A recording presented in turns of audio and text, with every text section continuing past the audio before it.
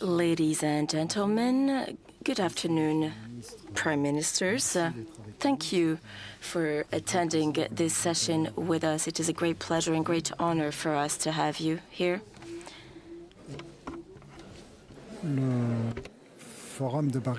The Paris Peace Forum was designed initially to speak about global issues, and today it's still concerned with finding common ground between countries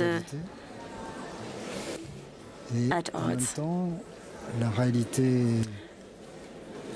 And the reality of the international situation is such that countries such as Armenia and the Caucasus in general are confronted with geopolitical issues. Those are the two themes that we need to try and deal with without being too lenient or disillusioned. If we agree, we could start with the Armenian Prime Minister. Mr. Prime Minister, you have 7 or 8 minutes, of course, and you are free to tell us your messages, and then we will turn to your colleague from Georgia.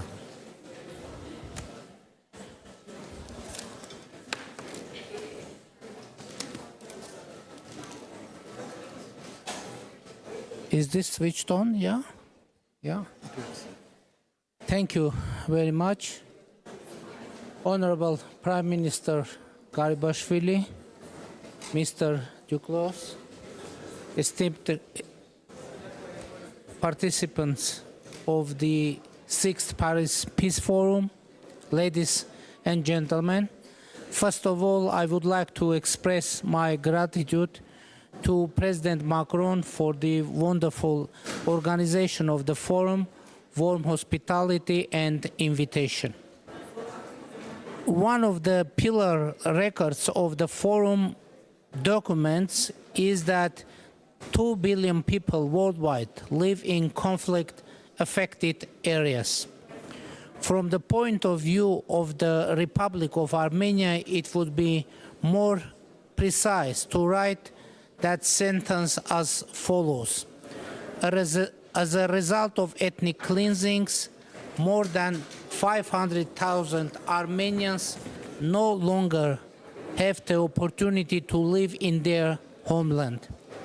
500,000 is the number of Armenians who were forcibly displaced from Azerbaijan and became refugees as a result of ethnic cleansing.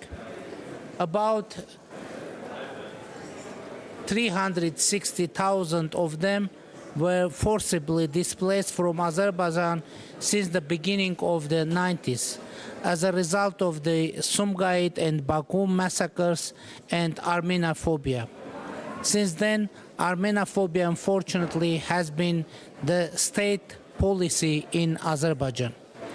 And before that, under the Soviet Union, due to administrative and psychological pressures, Armenians had to leave Nakhichevan and many other areas of Azerbaijan. Around 26,000 Armenians flee Nagorno-Karabakh during the 44-day war of 2020. And as a result of the large-scale attack and ethnic cleansing perpetrated by Azerbaijan against Nagorno-Karabakh on September 19 of this year, around 105,000 Armenians were forced to leave Nagorno-Karabakh within a week. For a long time, we have alerted the international community that such a prospect becoming more and more realistic, especially after the illegal blockade of the Lachin corridor in December 2022.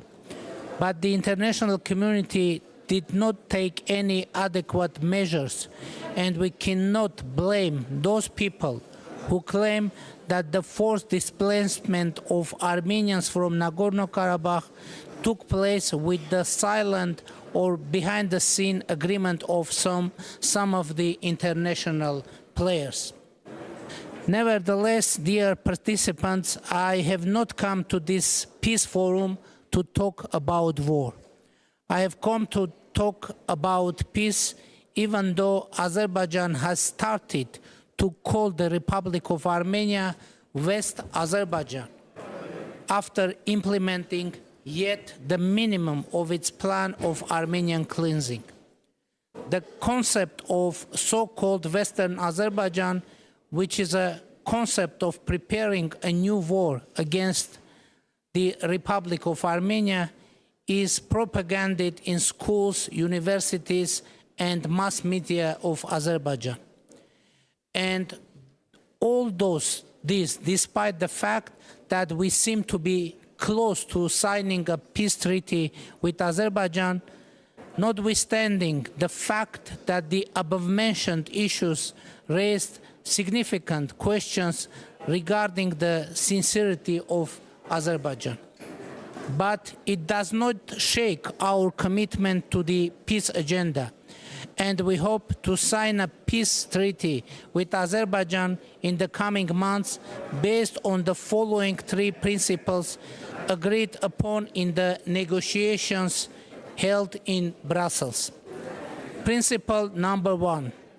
Armenia and Azerbaijan fully recognize each other's territorial integrity and sovereignty based on the understanding that Armenia's territory covers 29,800,000 square kilometers and Azerbaijan 86,600,000 square kilometers.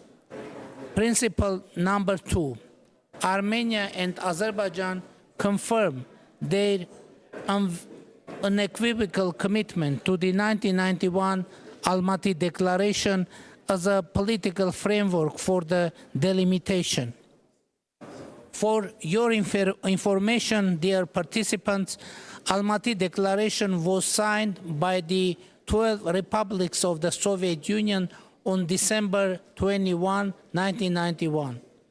Under that declaration, the 12 republics of the former USSR, including Azerbaijan and Armenia, recognize each other's territorial integrity, sovereignty, the inviolability of existing, that is, administrative borders, and therefore the existing administrative borders between the republics of the Soviet Union become state borders. Principle number 3. Future transport arrangements for unblocking transport and economic links in the region will respect the principles of sovereignty, jurisdiction, reciprocity, and equality of all countries. We reached an agreement on these principles during the negotiations with the President of Azerbaijan in Brussels, and these agreements were recorded in the statements of the President of the EU Council, Charles Michel, following the May 14 and July 15, 2023 trilateral meetings. French President Emmanuel Macron and German Chancellor Olaf Scholz also expressed their support for these principles, which is expressed in the quadrilateral statement of Granada signed by Charles Michel, Olaf Scholz, Emmanuel Macron, and me, and it happened last month. And if Azerbaijan doesn't reject those principles, it means that signing a peace treaty with Azerbaijan in the coming months becomes very realistic. Unfortunately, the President of Azerbaijan refused to participate in five-party meeting in Granada last month. The planned trilateral meeting in Brussels in October did not take place, and I have not received an invitation to the next meeting from Charles Michel. I hope our European partners are committed to their obligations. Honorable participants of this forum, our region, the South Caucasus, needs peace, which is a situation where all the countries in the region live with open borders, are connected by active economic, political, cultural ties, and have accumulated experience and tradition of solving all issues through tools of diplomacy and dialogue. To provide such a situation will be very difficult without reopening the transport communications and taking this into account. The government of the Republic of Armenia has presented the Crossroads of Peace project. This is a plan to connect our regional countries, including Azerbaijan, Armenia, and Turkey, with railways, roads, cables, gas pipelines, power lines, or strengthen existing connections. As you know, at the moment we do not have any functioning road, nor any functioning railway, cable, pipeline, or power line with either Turkey or Azerbaijan. And we propose to change this situation positively.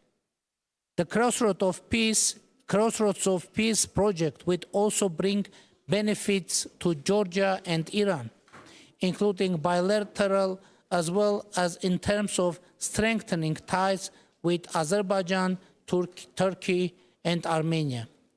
The details are provided in our Crossroads of Peace brochure, which is distributed to you, and I hope that we will be able to implement the project as a guarantee of stable and long-term peace in our region.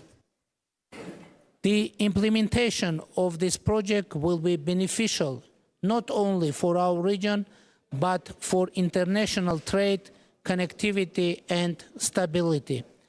And I hope for support not only regional countries, but from the international community in general. Definitely, we are in front of very important, let's say, historic crossroads. So let's make it crossroads of peace. Thank you very much. Thank you, Prime Minister.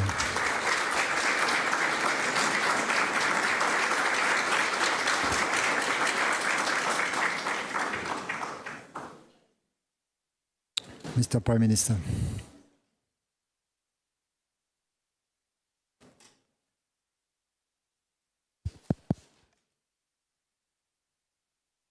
Well, first of all, thank you very much.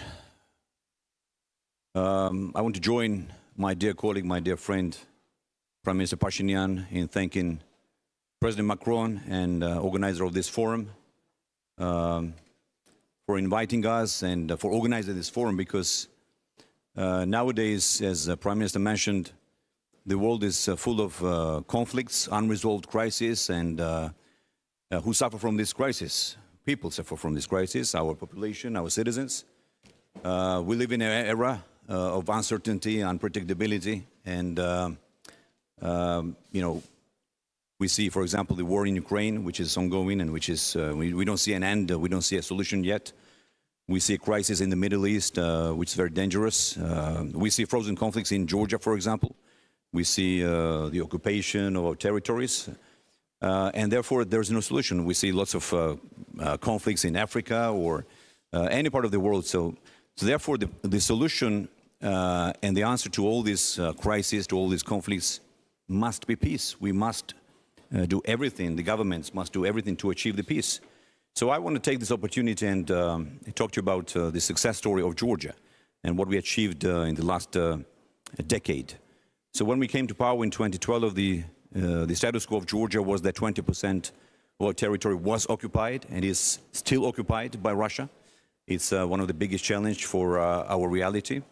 Unfortunately, the first war, which happened between Russia and Georgia in the 20th century, was in 2008. It started in Georgia, basically. In the 90s, we had civil war. We had the wars in Abkhazia and Ossetia, in the occupied territories, which was supported by the Russian Federation at that time in the early 90s.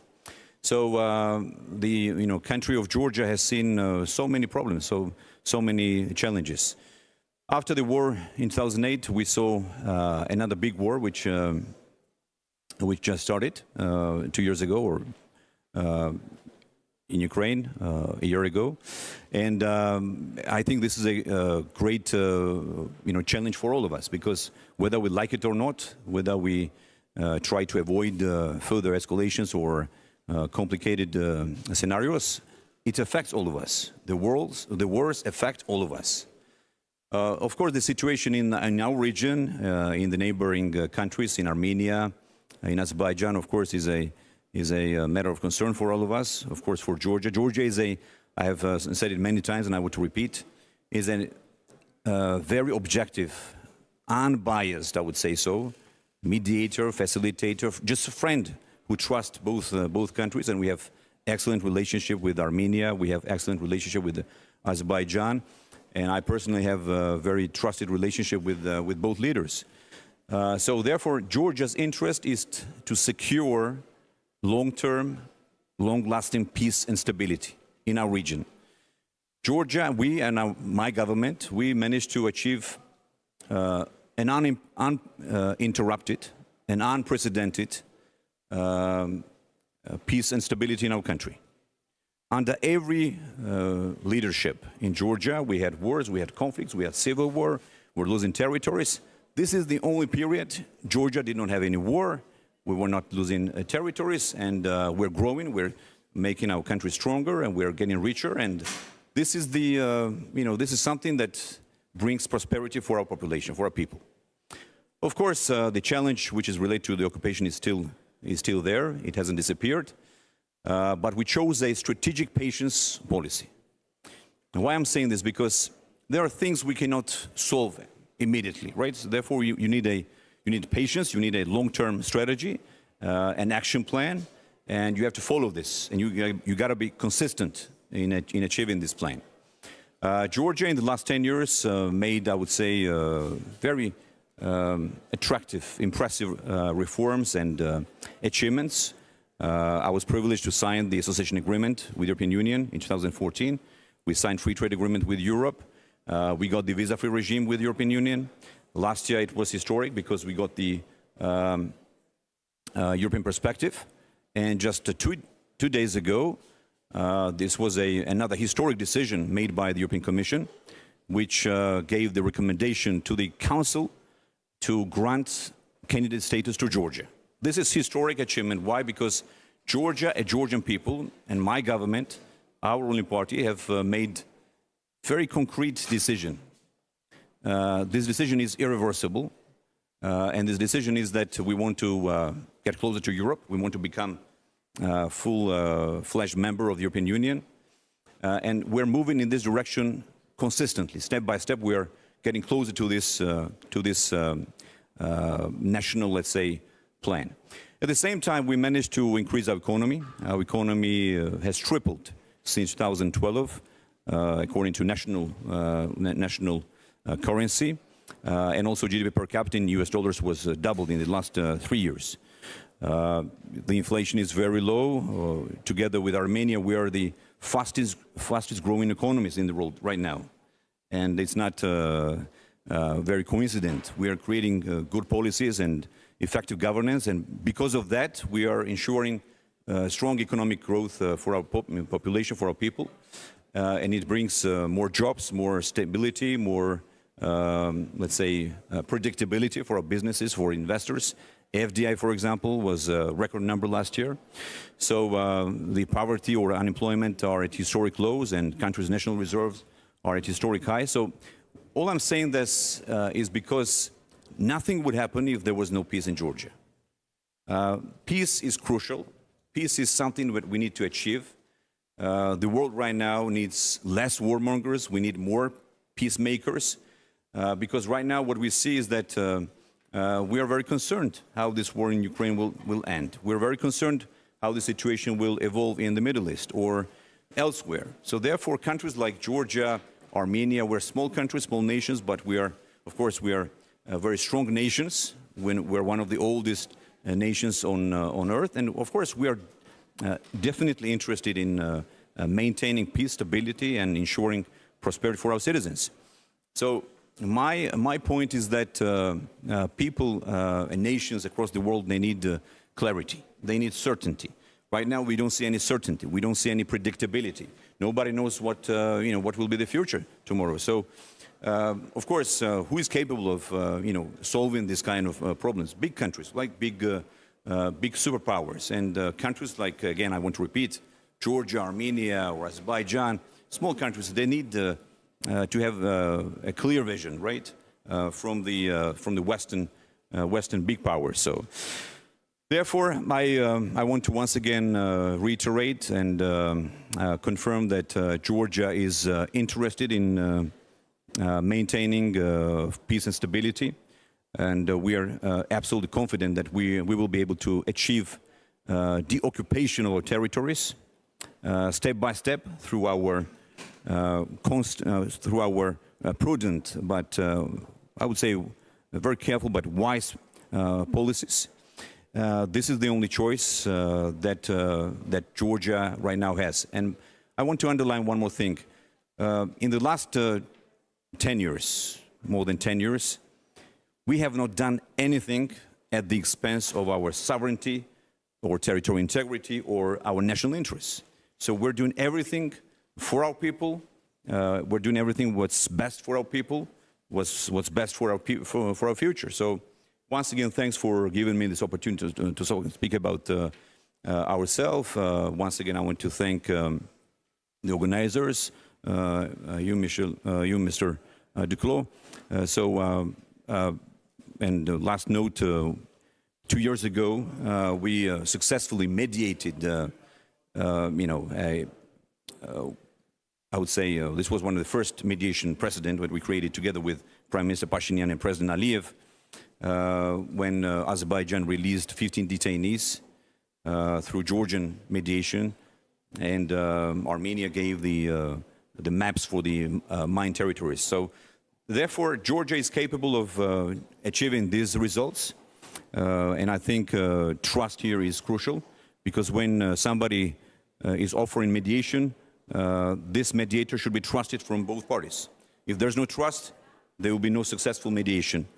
And one more thing, I said it in Davos this February or this January, that maybe parties don't trust each other, but there should be cooperation. Without cooperation, without negotiations, without peaceful dialogue, there will be no peace.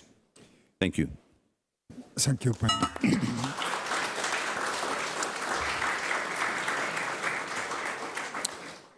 If I may follow up with the view from Tbilisi, Prime Minister, in very simple terms, what we fear in France for the time being is that Russia, Azerbaijan, and Iran may be in some kind of agreement or implicit agreement.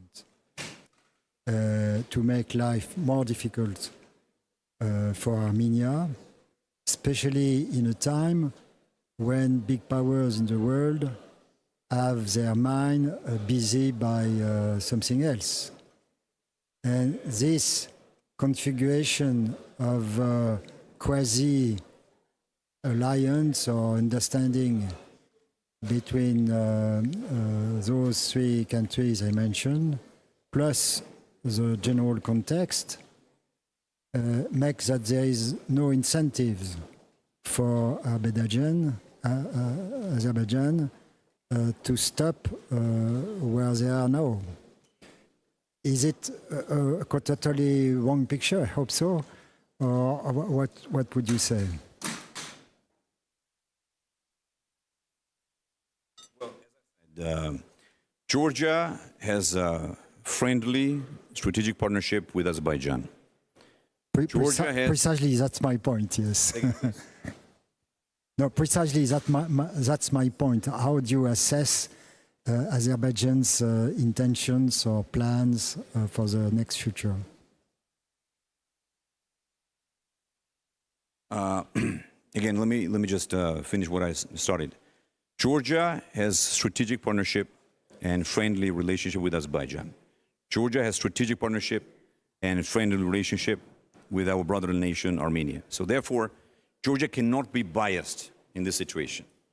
Georgia is neutral, 100% neutral, and we cannot take any side in this situation. My friend Nikol Pashinyan knows this very well. My friend Ilham Aliyev knows this very well. So therefore, I think we should ask these questions to the leaders, to Prime Minister Pashinyan and to President Aliyev. So I wouldn't comment on that because I want to safeguard our neutrality and our unbiased position in our region.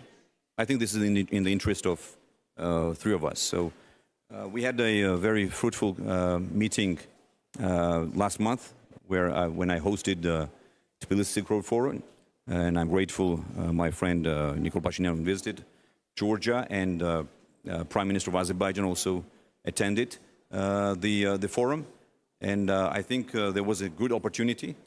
Three of us managed to sit down and talk about the future of our region, talk about the future cooperation, how to overcome all these difficulties, how to overcome these barriers which Prime Minister Pashinyan just described. So I think Georgia should maintain this neutral position here. Thank you. Thank you for understanding. Thank you very much. Prime Minister Pashinyan, I suppose you were disappointed with the missed opportunity in Grenada. But some people are saying that the European leaders, including France, of course, made a mistake by not inviting, for instance, Turkey and others. How do you assess yourself what happened in Grenada? Thank you very much. The fact is that the meeting in Grenada and the format of that meeting was agreed in 15 July of 2023 in Brussels. So there wasn't just a matter of planning during 1 week or 10 days or even during months. So we three, President Michel, President Aliyev, and myself, we agreed on that, and we preliminarily agreed on the format of Grenada meeting. In Chisinau, it was, if I'm not mistaken, in May, June, in June, and first five-sided meeting happened there, and preliminary there was agreed that the next five-sided meeting, it's very important that the concrete, the list of participants were decided there, and after that in 15 July in Brussels, we reconfirmed that, and by the way, it was publicly announced. So because it wasn't in agenda, I wasn't informed that there is some other version of that, because when we were discussing, we're preparing for Grenada meeting, our perception and reality was that it is already decided, agreed, etc. So the refusal of Azerbaijani president to come to Grenada, it isn't connected with the, I think, other factors. It was just matter of addressing what was already agreed. Do you think that Iran has a specific plan on the issue between Azerbaijan and Armenia? We know that Iran make it clear that that country defends the peace process based on the sovereignty, territorial integrity, and inviolability of borders. So actually, those are the principles. By the way, I have already mentioned in my introductory remarks. In my remarks, and those principles were agreed on Brussels trilateral meeting as well. And by the way, the meeting of Granada, the goal of meeting of Granada was the reconfirmation of principles which were already agreed. That is very important.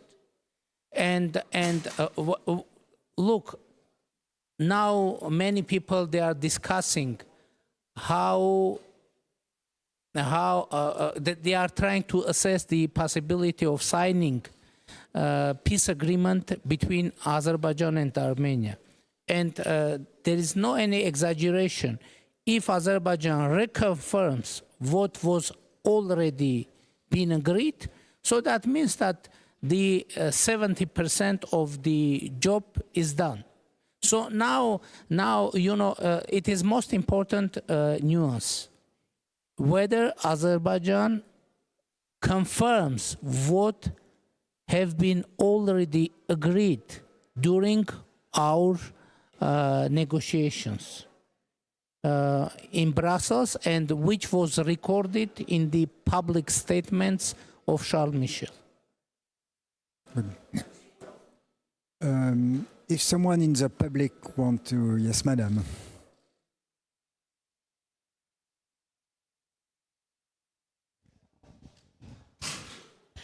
Thank you very much. I'm the ambassador of Azerbaijan to France. I would like to greet, first of all, the speakers and also for you, moderator.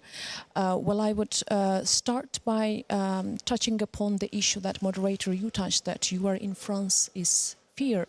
France is feared about the so-called threat to be posed by Azerbaijan against Armenia.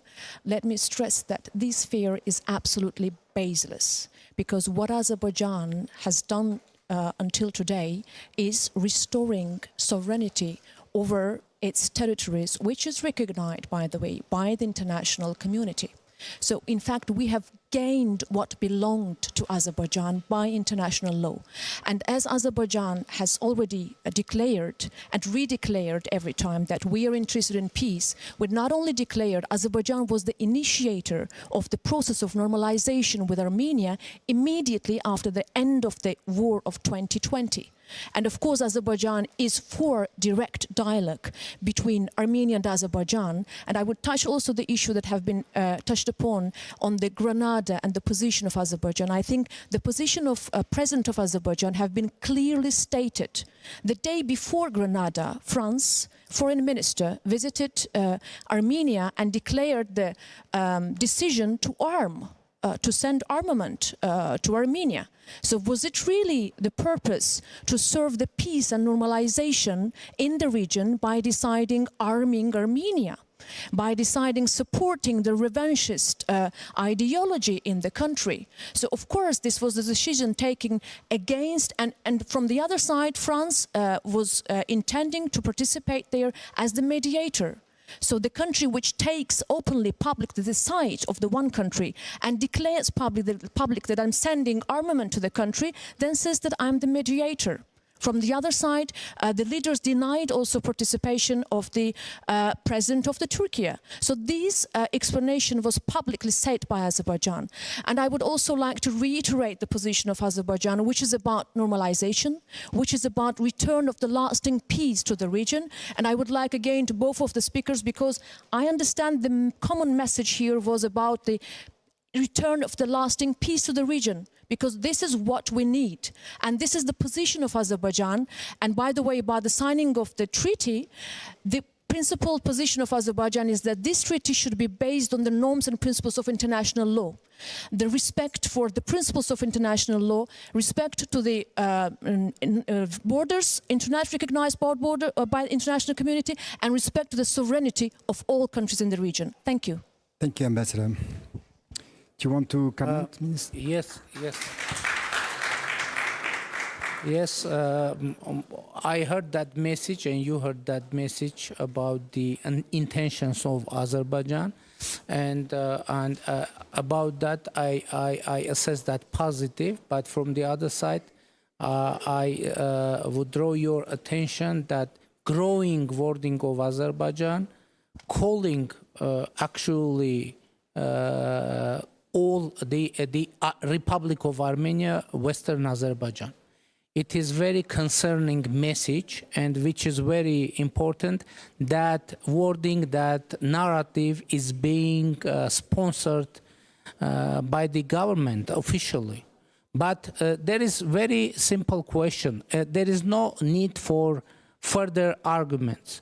If Azerbaijan reconfirm 3 principles that were agreed with participation of President of Azerbaijan, that means we can move forward.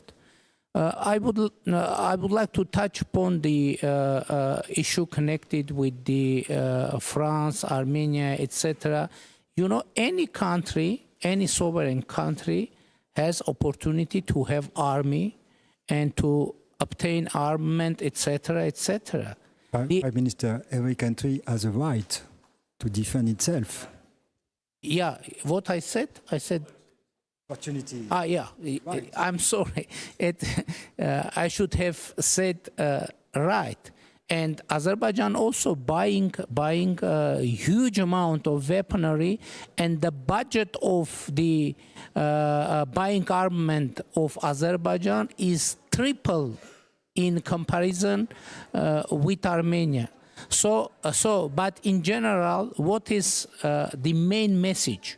The main message that I have already delivered: if Azerbaijan reconfirm 3 principles that were agreed, so that means that to have peace treaty during coming months with Azerbaijan, it is more than realistic. So let's go forward. Thank you, Prime Minister.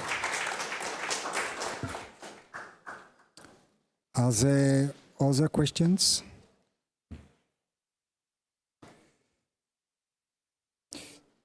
Madame?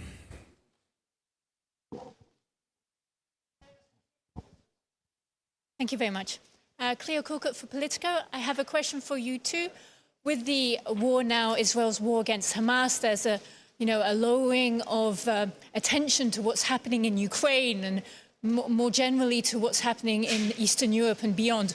Are you worried about the sort of fatigue around the sort of the wars in the Caucasus and beyond, and that attention towards the enlargement process will wane gradually?